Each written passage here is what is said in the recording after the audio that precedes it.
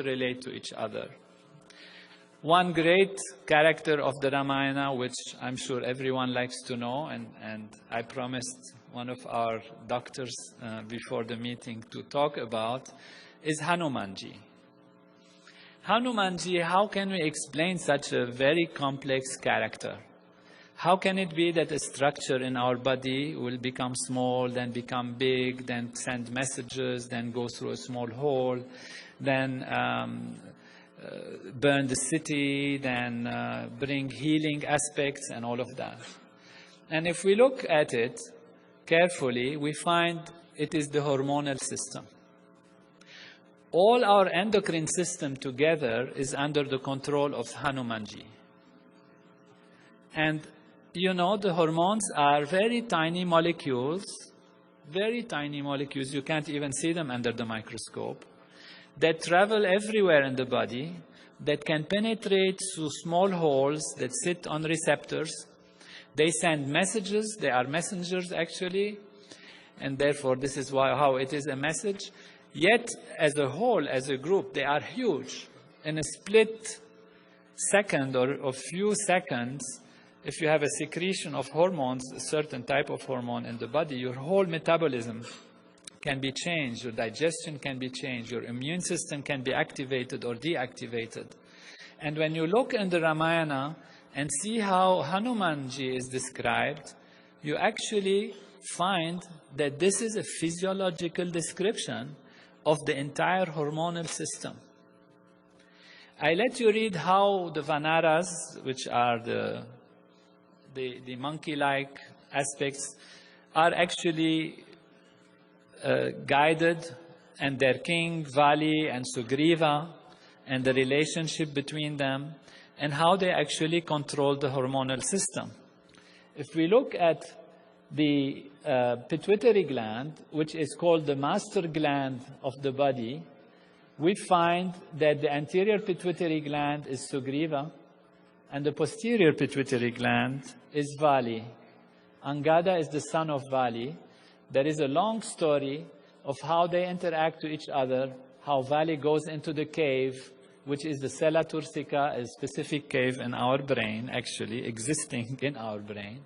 And only Vali could go through it. Sugriva had to wait on the door.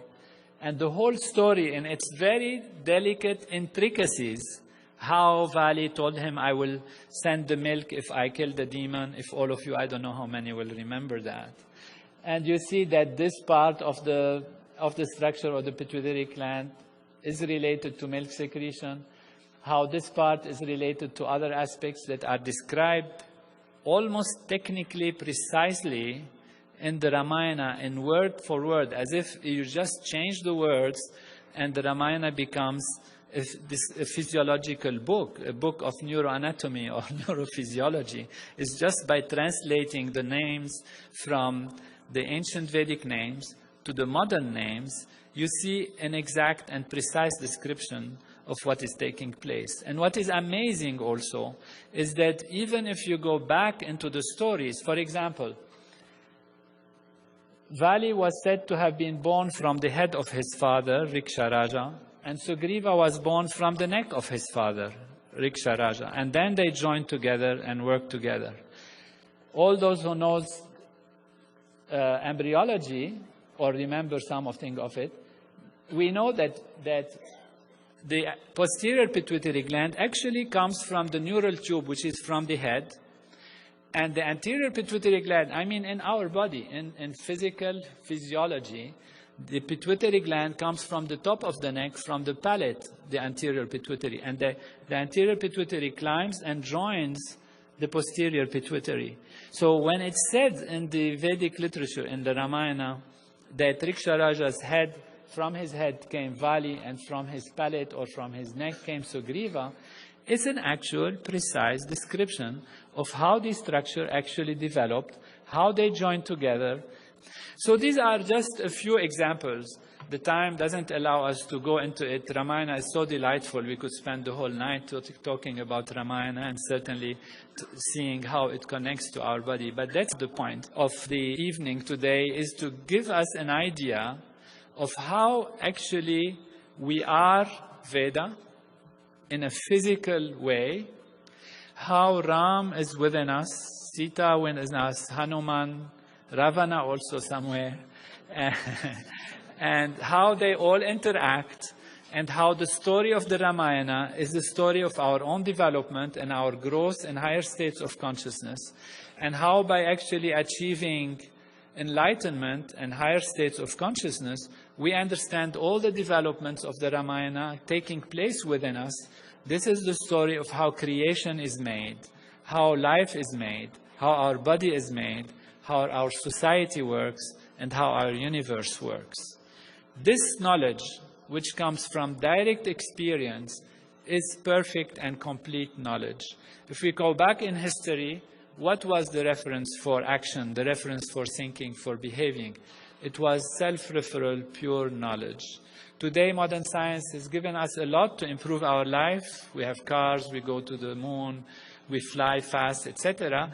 But we always refer in our actions, in our politics, in creating our laws, in our decision-making, to our self-referral values within us. We refer to what we know best to do. And that is because our physiology is also an instrument of knowledge that when perfected and when awakened in all of its values, it can know everything, it can be everything, and it can live life in perfection. You have that knowledge. Your tradition, your ancestors, your parents have upheld that tradition for generations and generations.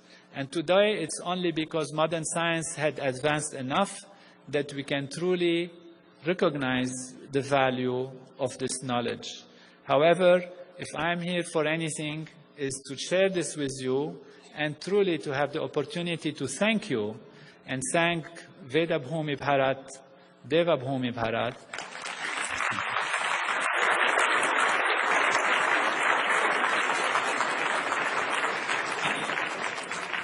and the holy tradition of Vedic Master, and of course my teacher, Maharshi Mahesh Yogi, for maintaining this knowledge and giving it to the world for the creation of a true Ram Raj, heaven on earth everywhere. Jai Guru.